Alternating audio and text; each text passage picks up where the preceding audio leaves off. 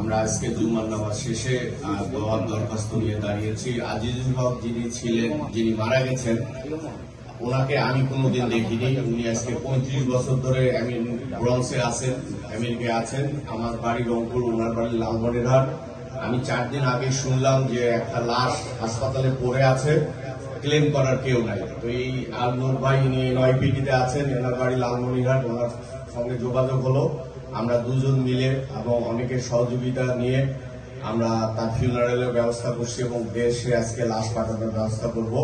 তো আপনারা, আমি জানি না কেউ যদি তাকে চিনে থাকেন, তার কোনো ফ্যামিলি নাই এখানে।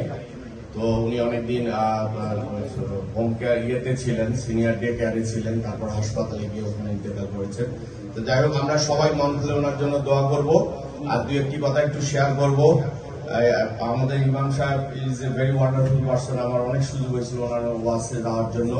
আপনারা জানেন গত বছর ডিসেম্বরে পোর্ট ওয়াশিংটনে আমরা একটা চার্চ কিনে মসজিদ করছি।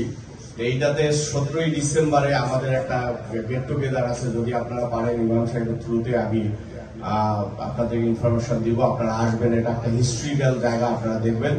আর আমি এই পার্সেসটা জামে মসজিদ ম্যানেজমেন্টকে ধন্যবাদ দিচ্ছি যে এনারা যে তড়িৎ গতিতে নুরুল ইয়াহিয়া ভাই সহ ওনার টিমরা সবাই এত সুন্দরভাবে আমাদেরকে সহযোগিতা করে ফিউনারেলের যে আজকে ব্যবস্থা করছে, আমরা কৃতজ্ঞ।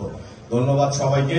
আর আজিজুল হক ভাইয়ের জন্য দোয়া করবো। ওনার বাবা ইউনুস সরকার, উনি লালমনিরহাটে আছেন। ওনার 82 বছর বয়স, উনি এখনো বেঁচে আছেন। উনি সবার কাছে দোয়া চেয়েছেন ওনার ছেলের জন্য।